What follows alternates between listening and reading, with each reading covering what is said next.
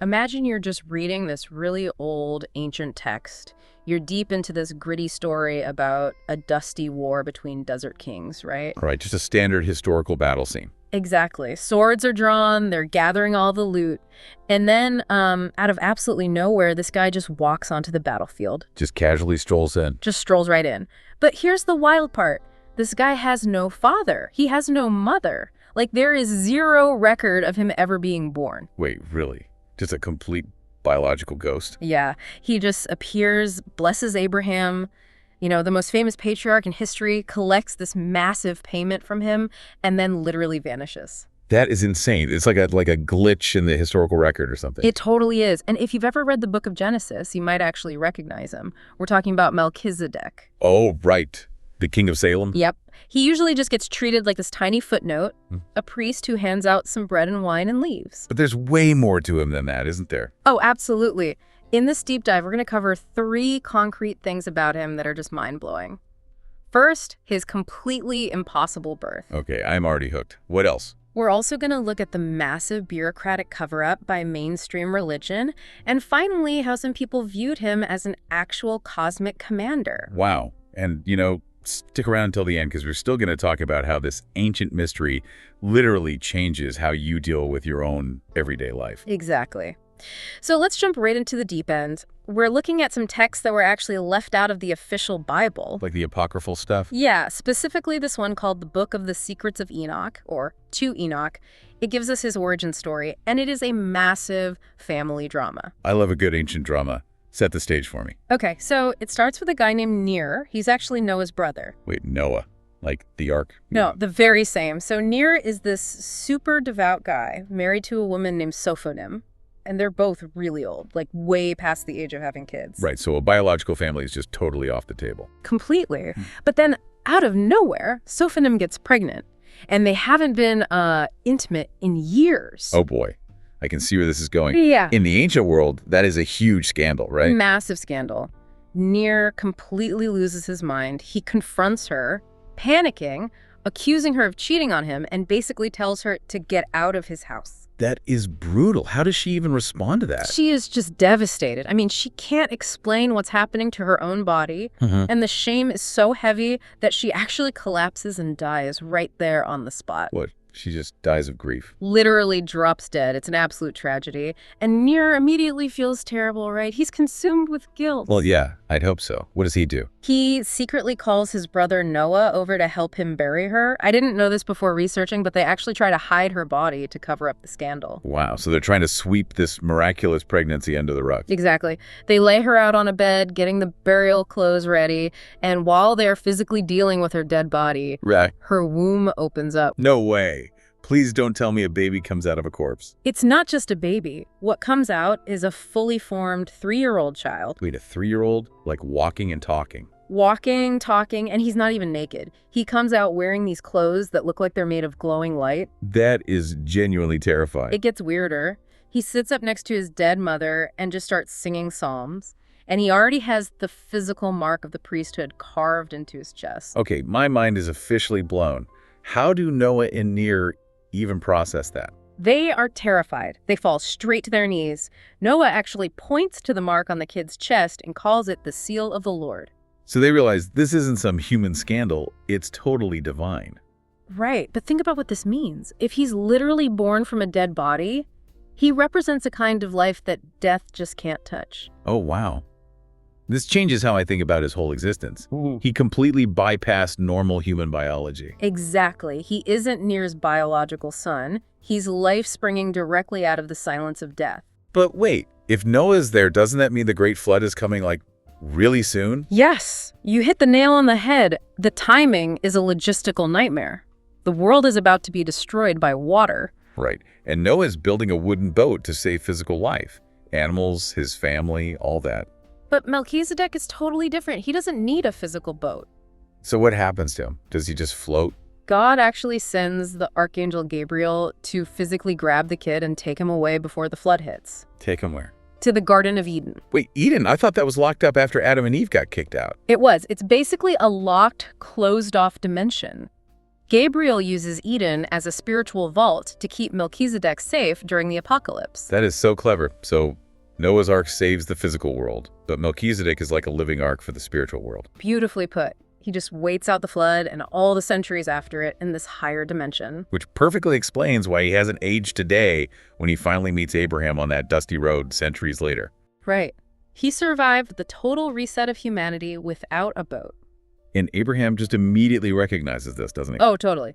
Abraham is fresh off a brutal victory, super rich, super powerful. But the second he sees Melchizedek, he just hands over 10% of all his spoils. Wow.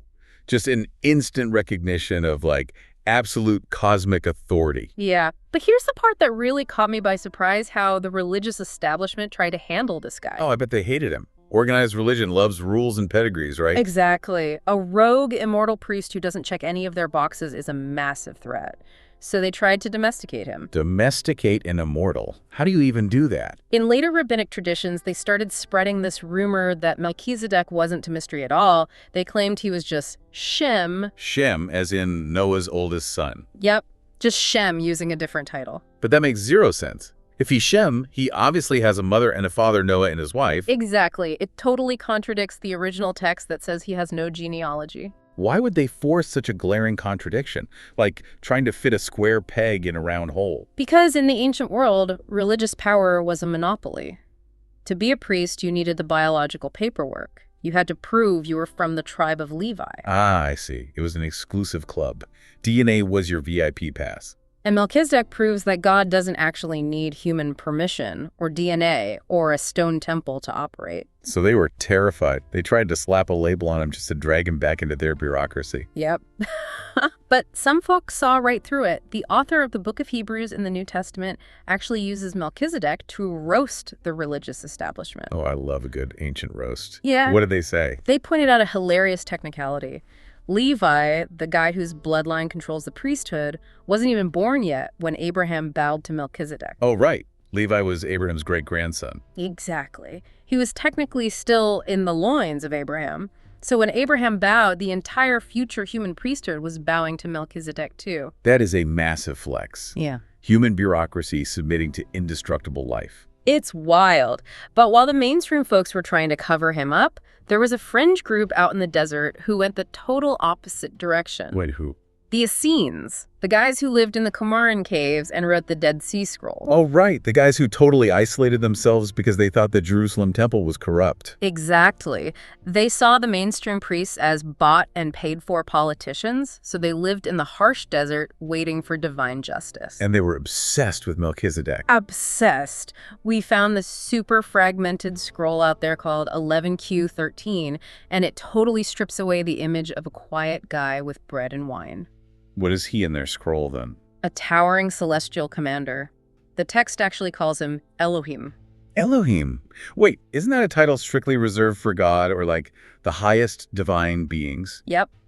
It is a massive theological upgrade. To the scenes, he's a cosmic general leading an invisible angelic army called the Sons of Light. The Sons of Light. That sounds like a sci-fi epic. Who are they fighting? They're gearing up for the ultimate war against the spirit of evil and darkness, which they called Belial. Wow. So he's not just a priest, he's bringing the apocalypse. Kind of, but it's actually centered around this really cool ancient economic concept called the Jubilee. The Jubilee. Like an anniversary. Sort of. In the ancient world, debt was brutal. If you couldn't pay, you lost your land, your kids, and eventually became a slave. There was no bankruptcy. That is incredibly bleak. But the Jubilee was this built-in societal reset button. Every 50 years, all debts were canceled, slaves went free, land was returned. Wow, just wiping the slate clean so society doesn't completely collapse? Exactly.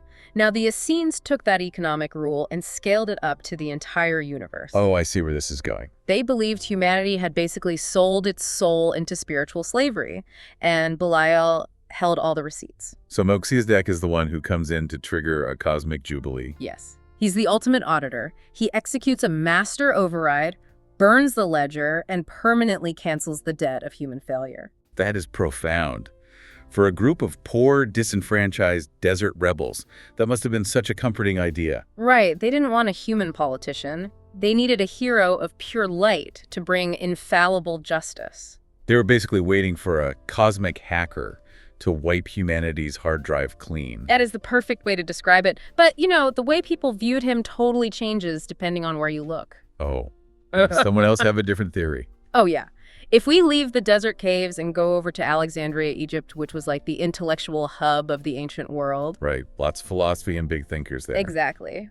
We meet this brilliant Jewish philosopher named Philo, and Philo totally rejected the whole angelic warrior idea. What did Philo think he was? Philo viewed Melchizedek as the personification of the Logos. The Logos, like logic. Deeper than that. In ancient Greek thought, the Logos was the divine reason that gives order to the chaos of the universe, the underlying intelligence of reality. So Philo is saying Melchizedek is just an abstract cosmic principle taking human form.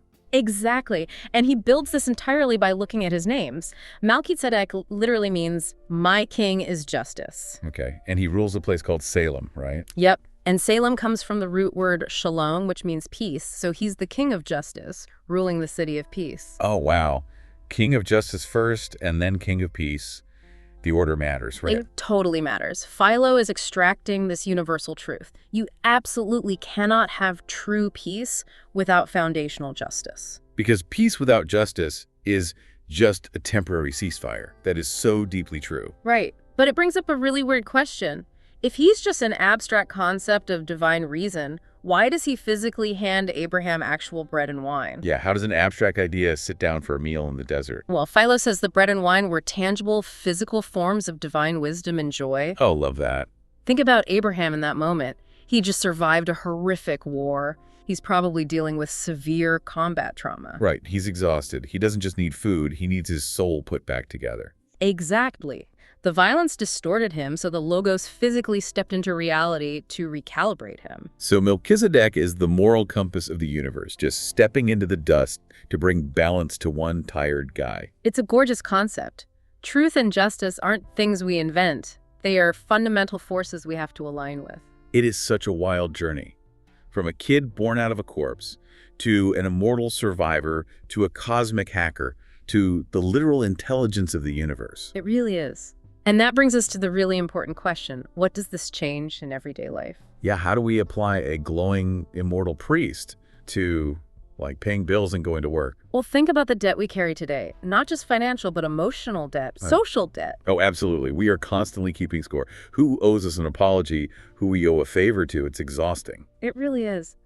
But the concept of Melchizedek teaches us that there is a higher frequency where all of that gets wiped clean, the internal Jubilee. Right. It's about finding that internal spark of authority that doesn't care about your resume or your bank account. Exactly. You don't need the world's permission to access the sacred.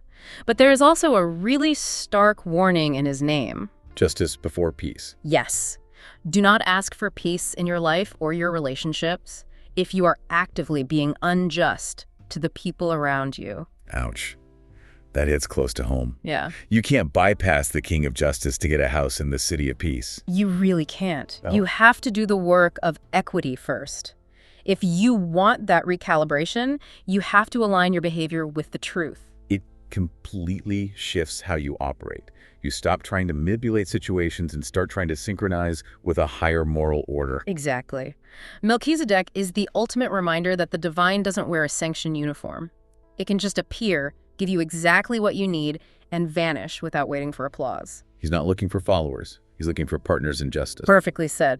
But even after digging through all these hidden texts, there are still these massive, haunting questions left over. Oh, for sure. Like, if Gabriel hid him in the locked dimension of Eden during the flood, what has he been doing in there for the last few thousand years? Is he, like, ruling that realm right now? It is such a wild thought. It genuinely breaks your brain when you try to think about how time and eternity interact. Totally. If he really is the eternal priest who bypassed death entirely, is he watching us right now? Oh, wow.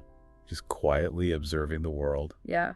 Is the King of Justice present in the background every single time you choose to do something fair in your everyday life? That is so cool. It makes you feel like every tiny act of fairness is actually joining his invisible army of light. Right. What do you think? Comment down below. Is Melchizedek just some lost historical anomaly buried in the sand? Or is he literally the conscience of humanity, just waiting in the wings for us to finally wake up? It's something to chew on, for sure. Mm-hmm. Make sure to subscribe and hit the bell so you don't miss our future discussions. Yeah, stick around, because our next deep dive is going to explore some equally mind-bending ancient mysteries. You definitely won't want to miss it. Thanks for exploring the unknown with us today. Until the next deep dive.